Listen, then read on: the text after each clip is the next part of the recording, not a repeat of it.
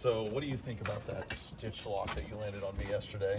So I think the trick to it is you keep your arms up, right? And then when you have that, it'll keep that kind of boxed out area and you can push the blade offline. That makes sense because you can go in, up and over, cut off the line there as well. But the Saxon Mirror in 1235 is a law book. We're starting to see the first changes from oral history and oral law to written law. So the Saxon Mirror includes a bunch of different things, including things like when somebody passes away, how do you transfer property? How does that work? Rules on nobles dealing with stuff, all sorts of things. And in this manuscript, we have the description of judicial dueling. So in this time, Germans were allowed to duel to represent themselves in court. So if there was a crime, and this was reserved for specific types of crimes, because in general you don't want your future army slaughtering each other. So it was restricted, it was very controlled. You'd have to appeal to a court. Depending on the region, maybe the court's run by a bishop, maybe it's run by a noble, but you'd have to appeal to the court, and you would say, I saw Daniel commit a heinous crime. And when I'm talking heinous crime, I'm talking murder, the injuring of women or children or the innocent, heresy, blasphemy, treason, those type of crimes. I saw Daniel say that Uhuburg Castle is not the whitest looking, most beautiful castle he's seen in Georgia. There's no witnesses. There are no witnesses, so the courts have to decide what to do. In modern day, when there's no witnesses and crimes happen, we have a concept called innocent until proven guilty. Not so much here. I can challenge Daniel to a judicial duel. And the Saxon Mirror explains that in a judicial duel, the fencers would be allowed to wear as much linen as they want. They have to keep their face bare. And they were allowed to wear leather for protection as well. And they would be given a small shield made of wood or leather with an iron boss. And what they called a shield, we now call a buckler. A buckler is a small mini shield for personal defense. They come in many different sizes. And even going back to 1300, we have all metal ones as well. All metal ones become more popular later on. And this is what I would be issued with a sword. In the Saxon tradition of the Saxon Mirror, sword and buckler was how they dueled with, in the court. Now, fast forward to about 1340. The Saxon Mirror is a huge success. We see a ton of different manuscripts copying the Saxon Mirrors. They may tweak it. So in the Prince Bishoprics, where it's run by a bishop, we would see the laws more grounded in like the church. So it's like, where do these laws come from? From God, of course. And then in the more German principalities, you would see it more deriving from the court. But we see the structures of the laws universally being applied across a lot of the Holy Roman Empire. It expands out to Poland. This is a very successful law book. Now, depending on the region, the tradition of dueling might change. So, for example, in about 1500, Franconia, a southern central German area, had the tradition of dueling with a big shield and a club. That's how they did it. We're going to focus on sword and buckler. So in 1340, we have another manuscript called the Manuscript. And the Manuscript is a collection of biographies of people they wanted us to remember. We have stories of a knight who won a joust in a tournament and impressed all of the nobles. And we have another story in the same manuscript of a man that dueled the church for a head of cattle that he believed he owned that they stole. Those two things are not the same, but they wanted us to remember them all the same. So, 1235, we see judicial dueling being written down on how to conduct it with sword and buckler. In the Manuscript, 1340, produced around the region of modern-day Switzerland, we have examples of people participating in combat, dueling with sword and buckler. And as you can imagine, where we're going to wind up going with this is we even have books on swordsmanship.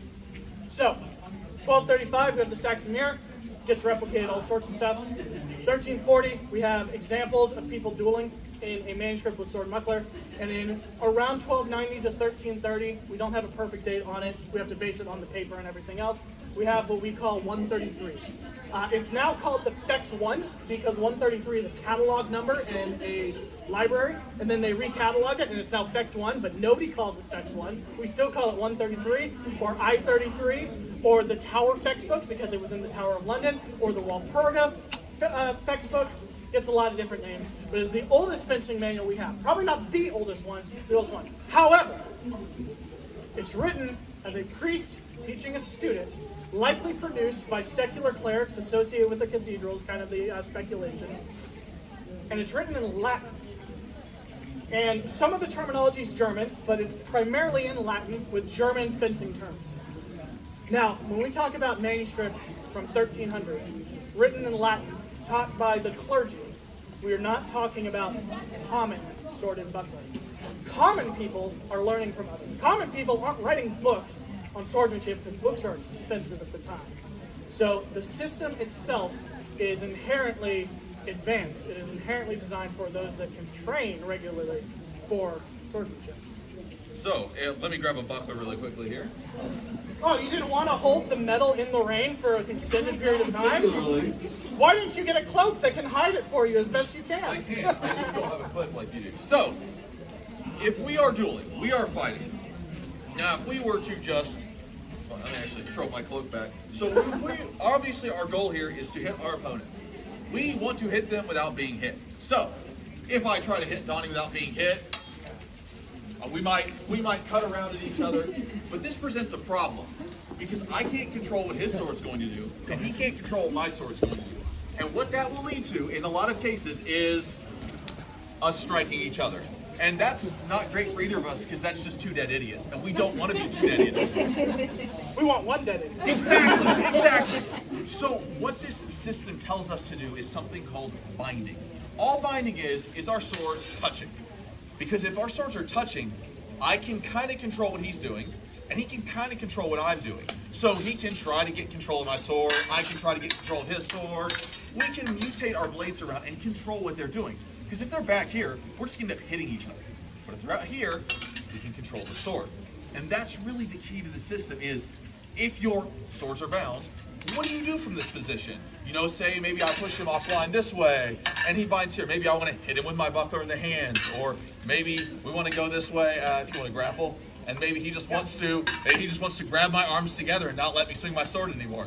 So all these things are what this manual tells us to do, and he introduces this concept of wards and sieges. Wards are defensive positions, and it says everyone uses these. Now, whether you study the system or whether you're just a guy who swings the sword around, you'll use these defensive positions. And they're great because if someone walks up on you, go in a second, if I walk up and don't deal with his sword there, he's just going to hit me.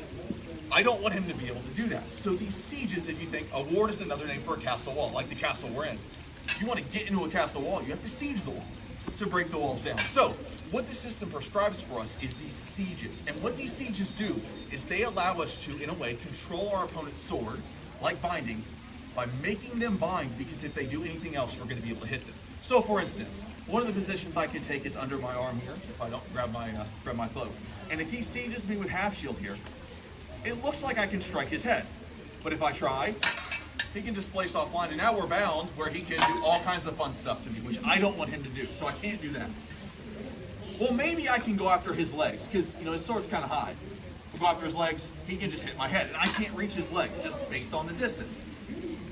If I stand still and do nothing, well, he's just going to hit me instead. So I have to put my sword out to his sword to keep myself safe, and then we bind. So by using these sieges, he's able to force me to do what he wants to do.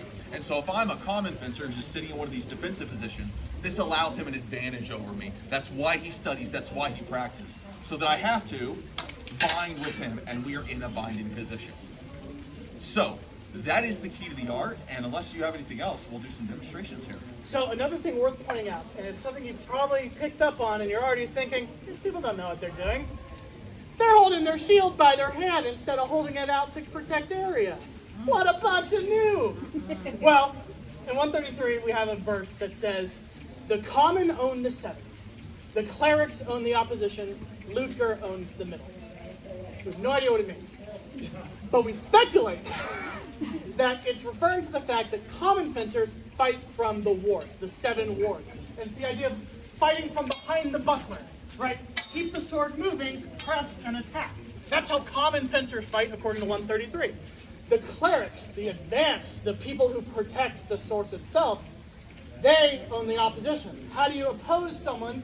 Go ahead and just, while I'm talking, I'll let you exhaust yourself before we fight. Go ahead and just throw cuts and just show how nimble you can be, right? Cutting and moving around the blade, I have to stop that. That's annoying. How do I stop that? I find these sieges to lock down areas of attacking. So, as he is being fluid, I can cover, strike, and move things forward. That's what the cleric owns. The cleric owns the sieges, the binding from it, because it neutralizes the wards and the open fighting. Luther owns the middle, which was what we speculate, probably meaning do both. We want to be Luther. We can't just forget how to fight like the common ones, because frankly, important to remember, if I don't do anything fancy and I just hit him, I've won. It doesn't matter. I've won. So you still need to do the common things. We're not using common in the terms of like scrubs and a bunch of losers. No, it's common. Everybody knows it, and then we're building on that. So Luther owning the middle is there. Worth noting, the Luther owning the middle could refer to the grappling sections. They're very little, but what are you going to do? So, we've talked about the law book. We've talked about examples of it. And we've talked about sources that teach swordsmanship. You guys want to see what it looks like live? Yes. Question? So since this is judicial, yes, there's a legal aspect to it, there's rules of engagement. Is the outcome someone basically dies, or is it an outcome when one has been defeated, or? So, I love the question. In this context, what we're talking today, it is to the death. Okay. Early manuscripts, it was talked about in the context of like, God will decide the fate. And then for a lot of obvious reasons, the church is like, hey, can you guys not tempt God, please? That's kind of blasphemy. And then they're like, okay, we'll fight to the death to prove who's right. No follow-ons for it. So in this context that we are talking about, through history and through time, we do see changes. We see friendly duels. We see duels to just first blood that are still being used in a judicial sense. So like property disputes, maybe duels of honor. You don't want to kill the person, especially when we talk about like Poland, because there's a lot of clans, there's a lot of like family aspects, and killing someone in a duel could start a feud. So it's more about like fighting that, and that changes the context. That's why it's so important that we frame this narrative for you of, this is one use case in one region in one time period to teach it. But absolutely, there are many different ones. We try to focus on the judicial combat for this one because it's cooler. Yeah. It's way more fun if we're telling you we're trying to simulate killing each other. But no, great question. Any other questions? Well, you guys are warm and we stay out here before we start. Absolutely. Well, we're about to get really warm, so. All right, so with all of that, Daniel, are you ready? We'll see. We'll see how this water works. Shallow steps. Please Let's don't do tear it. your ACL. We have 2 more days of this. All right, let's do it. Let's do it.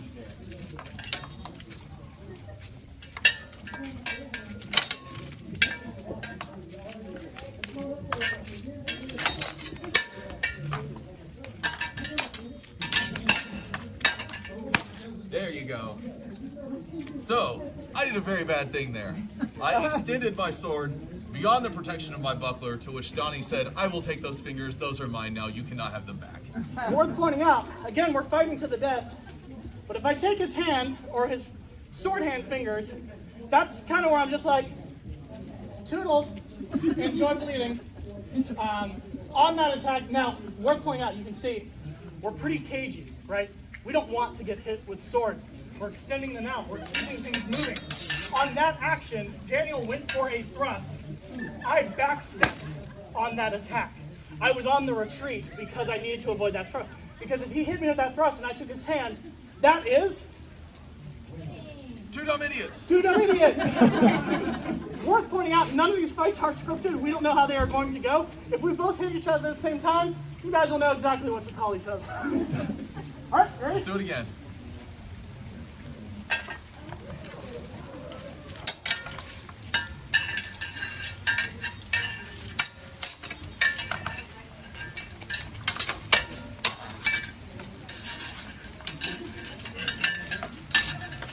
Oh! Uh-oh. So, that, he did the same thing. He landed the thrust. He covered his hand too. Worth noting, one thing we do when we're training is, you saw me get hit and I still responded. Part of that has to do with training just good discipline because he still needs to cover my action. So he hit me, tried to get a hit at the same time, didn't work out, I got hit. But he was smarter, we played the dueling game, and that time, when he delivered the thrust, go ahead and show how he did it, he covered it with the buckler, so I couldn't strike. And that's what we see, again, an advanced system using the buckler to cover the hand to keep it forward with us. Well done, sir. I had to do it again. So. I understand.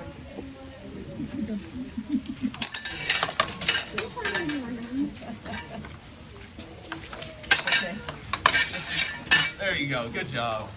Yeah, you caught me I high. felt that good. Yeah, that was good. That was solid. So there, he closed the distance on me, and he had effectively what we call an underbind. He was under my sword and buckler, so I was forced high, and he used the buckler to hold me here, and was able to strike my arm.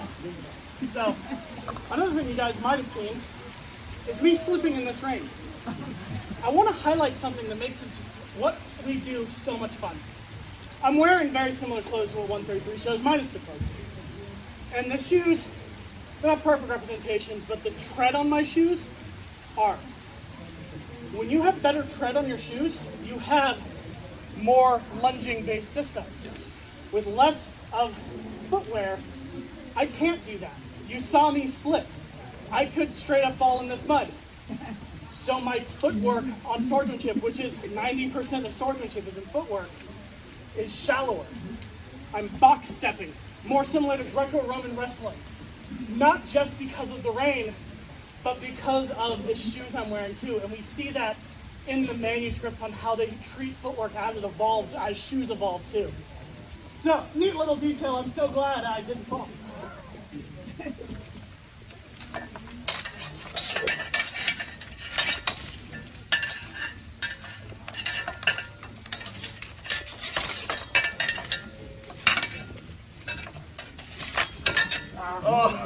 So what are we? What are we? There you go. So, I thought I had pushed his point offline enough. I went in for a quick attack on it. I did not. So while I hit his head, he hit me. And it highlights these sources we talk about. They don't want you to get hit. That was a bad technique. What I should have done is bring the point all the way down, wait for him to try to do something from there, and then move forward. I had to deal with his reaction before I went for the attack. I did not. So if we have two dumb idiots, who gets the cow that was stolen?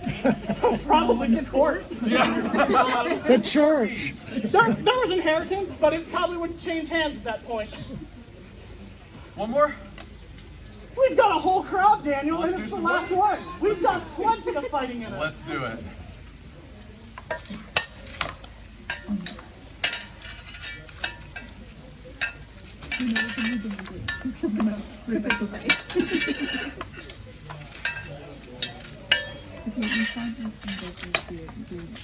No, I was lying.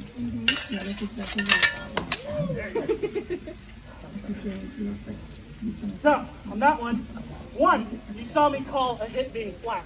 I did hit Daniel, but I slapped him. I didn't use the edge. That's not doing it. We try to have that type of quality instinct to us. Eventually, Daniel wore me down, brought my buckler arm high, we found the opening. Good hurt?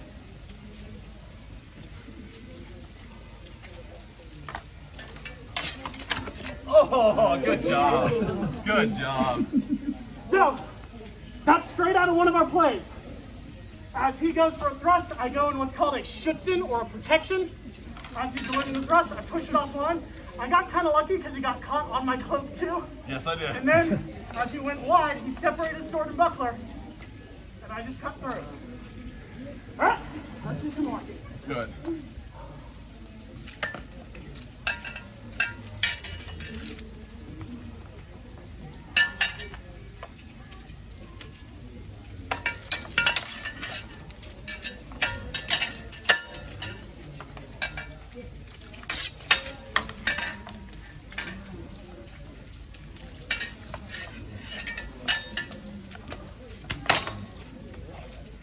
Got above my buckler, started to drop my arms. You read it? Quickly went high. One more for the crowd that's dry. Let's do it. Let's do it.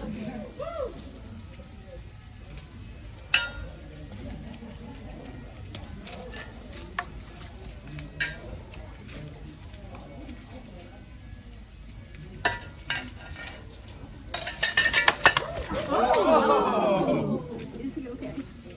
So, I was hoping that would happen. Mainly because that means I won. I got a good slice on Daniel. I closed the line. He hit me in the head with his buckler. I'm probably walking away not feeling great. But thankfully, he's dead. So, striking someone with the buckler is a valid approach. We see it in manuscripts that talk a lot about culture. It's right. However, striking with a bludgeoning weapon does have to be precise. Getting a hit on top of my head, slicing him through the torso on a press, that'll do it. So, we see little things like that. Daniel, Yes. what else do you have to add? That was fun. So that's a great example of the way these sieges work. So he was able to close so much distance and get so close to me that I didn't have an opportunity to do anything. All I could do was try to bind. But he had such a superior position, I guess I just died. That's all I could do. You died a lot today.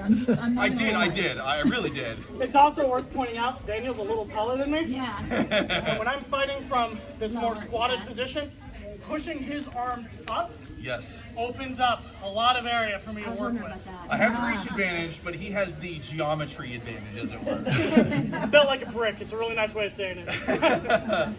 So, the conclusion.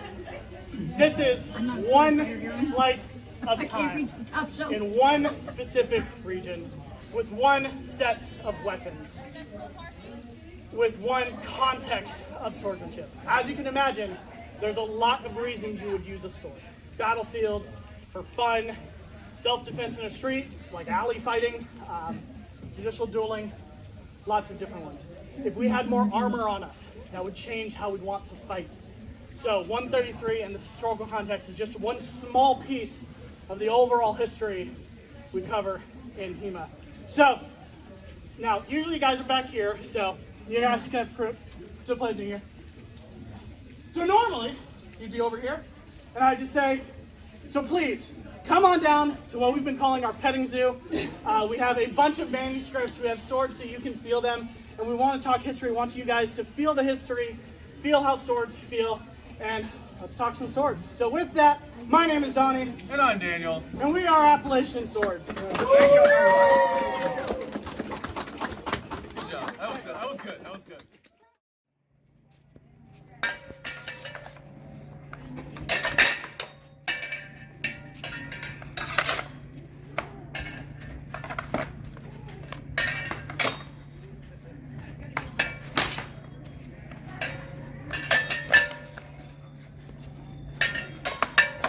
There you go. Nice job. Thank you, thank you.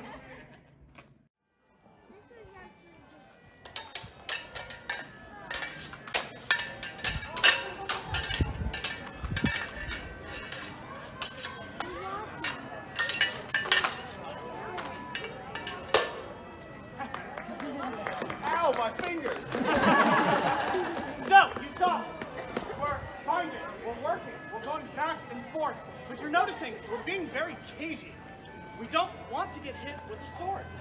We don't want to get hit in the rib. We don't want to get hit in the hand. So, as the bind went on, you saw we tried to get hits in, but we're not over-committing because we don't want to overextend ourselves and risk ourselves. We're focusing more on defense and offense in that regard. Daniel eventually wore down, and as he was backing off to reset, I pressed to get that hit. And the only reason that worked out was because of all of that binding. He was ready to reset before I was ready to reset. Ready? All right.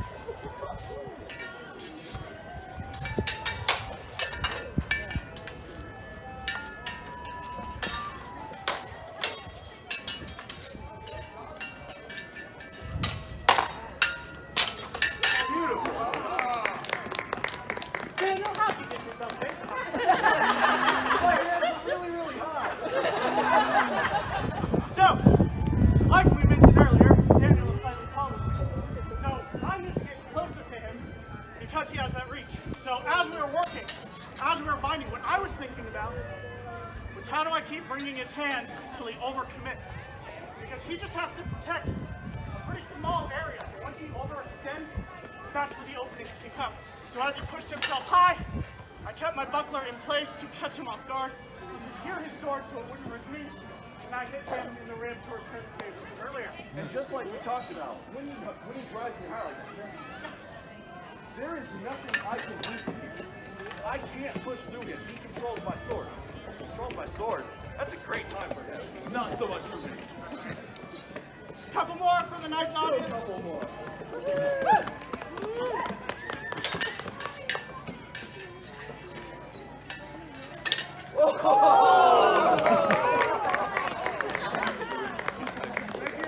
I even pressed myself when I fell. So, I kind of took advantage of the just kind of simple idea of I can walk faster forwards and he can walk backwards. As he is charging, I placed myself in a bind. He then mutated to the other side. And as he did that, because I have the buckler, I brought my crossguard in place. What that did was it caught his blade. And as I drove with the buckler, I could plant the point without putting my hand at risk, which is what the manuscript calls a stitch lock, a thrust strike. We use the buckler to assist the thrust to create an opening. Because pointing this is kind of hard. Pointing this is easier. It's like a knife compared to a long sword. So to those that asked, why don't I stab his toe or I cut his Achilles? Because I can stab his throat or cut his right. One more for good measure, sir. One more, sir.